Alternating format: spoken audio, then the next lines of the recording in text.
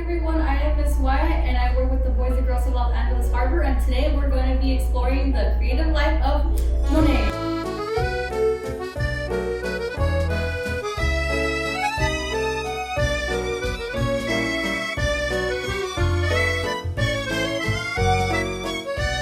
Monet is a French impressionist painter who is best known for his water lily paintings such as this one, which is actually of his garden at home.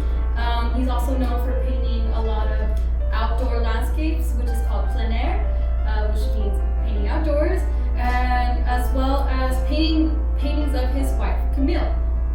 For today, we're going to be covering one of his most famous pieces, which is called Impression Sunrise. Impression Sunrise is very important to the history of Monet and his movement, Impressionism, because of the title and this painting, we came and coined the term Impressionism, which led to the beginning of the movement. I will show you guys how to paint Impression Sunrise, which is actually a painting of the port in one of his hometowns, or his hometown in France, of Le Havre, which means the haven. And the haven is one of the ports that he painted multiple times, just like a lot of his other paintings. He created various paintings of the same landscapes, seascapes, and some of the same people, like I mentioned earlier, his wife Camille. So today what we're going to be needing to do, or what we'll need today to do this, is a piece of paper, pencil, an eraser to make mistakes, markers. So these Crayola or any washable markers work best, anything that can be activated with water of course, a brush, and crayons.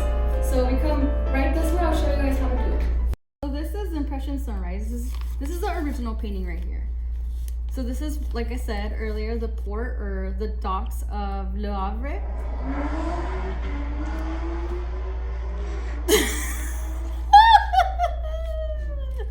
This is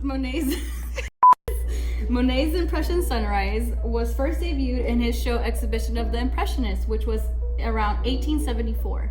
In this show, him and his friends decided to break away from French Academy, or the Academy of Fine Arts from France, and what they expected from painters, and they decided to paint their own paintings, which later was known to be what we know as Impressionism. Impressionism has a lot of movement, a lot of lines, and in Impressionism we began to explore the world of color in a deeper level. Before this painting and the show, we didn't have synthetic pigments like we do now. Those beautiful bright colors that we have, the magentas, the really bright yellows. They work with a basic color palette of paints that they can only make themselves. So the invention of the synthetic paint, like we know now, gave them a wider variety of colors so they can put into their compositions. And in the show, him and his buddies kind of broke tradition and created work that didn't seem complete, which is why they called them an impression. The show received such bad critique that they knew they were going to get back critique because it was different. However, the remarks that they received back from critics, specifically Louis Leroy, who was a huge art critic and journalist, kind of coined the term and gave them their identity as impressionists. He was so offended by the work. He was like, it's a group, an exhibition of people who just make impressions rather than paintings. And from there, they took that term and coined it and made something new. So without further ado, we're gonna get to this painting because it's very historical. We're gonna go ahead and do our rendition of it. We're gonna do it even more colorful, even brighter, something that Leroy probably would have disliked. But in our day and age, we're pretty open to color, and we're gonna explore it a little bit today. So we're gonna explore our warm and cool palette, which is something that Impressionists did a lot. They figured that warm colors pop or stand out and cool colors recede.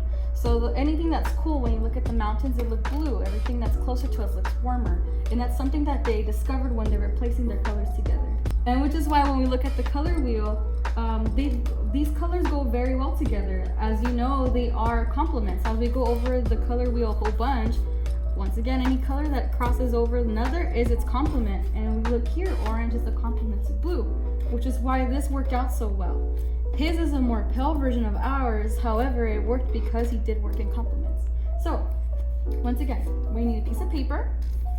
I'm gonna show you guys how to color it and how to apply the crayon and the paint. However, I won't be teaching you how to draw it today, but I will link the drawing in the description so you guys can draw it on your own.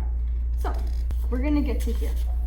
Once you get to here, you're gonna figure out where everything goes and what color everything is. You're gonna be using your crayons to color, for the most part, all of your lines, or tracing your lines with the crayon. And then with the marker or watercolor, we're going to be cleaning it up and kind of adding more color to it to bring more intensity to the piece. So I'm gonna just grab a whole bunch of blues. You have them. If you have a variety of blue, that's great. If not, that's okay too. You can just use whatever you have. I'm gonna grab some oranges and I'm gonna grab some yellows. And now I'm gonna go ahead and color this bad boy. Okay, so most of it is blue except for the sun and then the reflection of the sun in the sky. So this is all up to you and how you want to color it.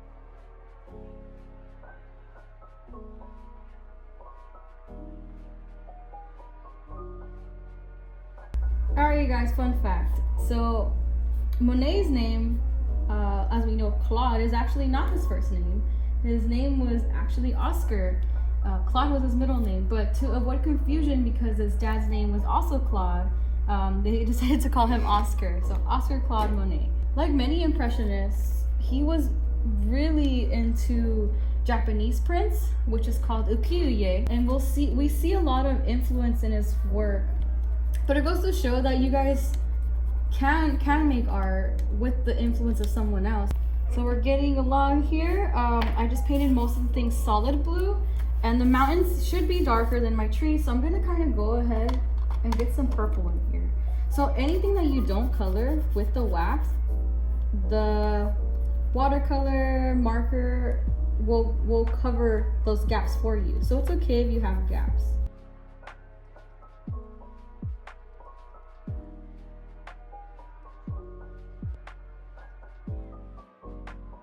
I'm probably gonna leave the water white, and I'm gonna just do a whole bunch of lines in between where all the shadows of this are. So what's important about this, which I didn't have here, is adding all the reflections of everyone who's in the boat. These are little people in the boat, so I should be adding the reflections of those people in the boat. So I'm gonna be adding black, even though Impressionists didn't really use the color black. They mixed all their colors with darker shades of maybe brown or anything else to make, or to convey a darker tone, but they really stepped away from black just so they can explore the world of color and not really absorb the color too much by using something so dark like black. So here I'm gonna do the same. I'm gonna reflect all my trees here by kind of doing just a zigzag motion. And then where my sun is at, you want to kind of go in a diagonal, and right here is where your sun rays will be. So I'm just gonna go ahead and with the yellow just do smaller lines. For the water, I'm gonna just be doing different shades of blue and more purples, maybe possibly some greens. For the people, like I said, yes, we don't use black, but I'm gonna use black, or if you have a really dark blue or dark green, you can use that. I think there's a green here called pine green, and I'll be using pine green as my dark color.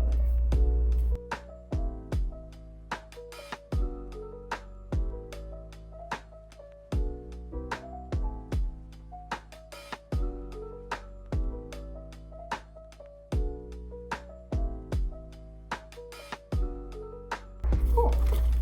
Oh, one thing.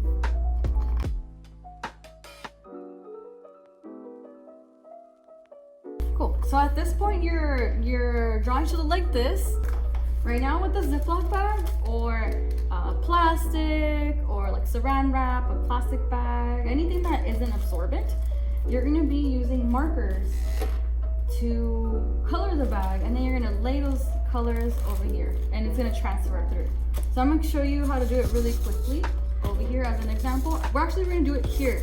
This is a coloring page that I found of Camille, one of the paintings that Monet did with white.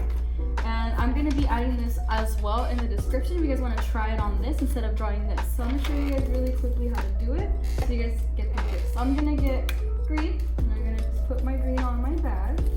I'm going to just add a little bit of water. to my paper. I'm gonna bring this going down this way.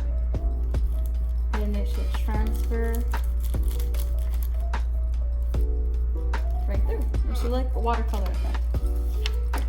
So that's how it came out onto me. And I did all this in the same way. So right now I'm gonna do it for here, but just so you guys get a practice, try doing it on a sheet of paper first so you guys get the hang of it and you can move on to your final. I'm gonna go ahead and do this. I know that I want all this to be in blues and greens. So right now I'm gonna just do blues and greens, and I'm gonna dodge this and I'm gonna do this in yellow. So I'm gonna go to get started and put it. Okay, so first, this to work really well, you have to saturate your paper. So that means you have to wet it a good amount. And you have to move, not super quickly, but just, we don't want the paper to dry out before we get to put our marker on it. So I'm gonna just give it a good amount of water everywhere. And we're gonna go ahead and place this. I'm gonna stay away from here because I want that to be nice and bright and yellow. So, your hand, you wanna smear it. You kind of guide the marker to where you want it to go. When you lift, you have that. You get a paper towel, and if you can pat it a little drier if you like. I'm gonna keep going on with my water.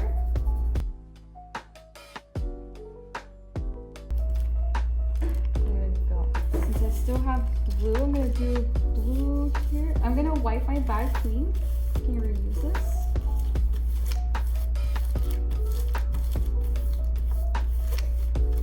Look at my sky here, and it has a little bit of, it's blue but it has a little bit of yellow, so I'm gonna kind of try emulating that. So I'm gonna do some of the blues at the bottom.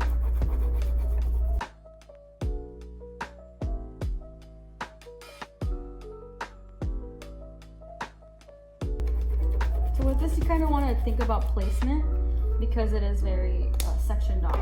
So once again, this aside.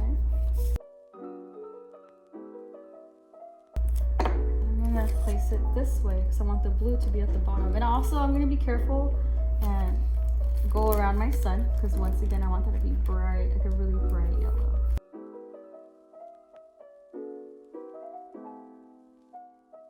Do just yellow right here.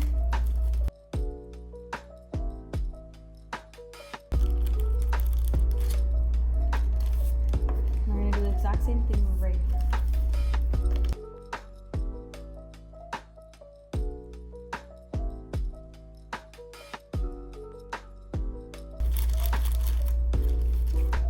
And there you have it. This is our end result.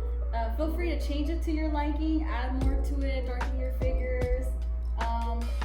Really explore this technique, and we hope that you take your time to look into Monet's art and a whole bunch of other impressionists that have made beautiful, inspirational pieces of work. You can find a lot of their images or impressionist paintings at the Norton Simon Museum in Pasadena.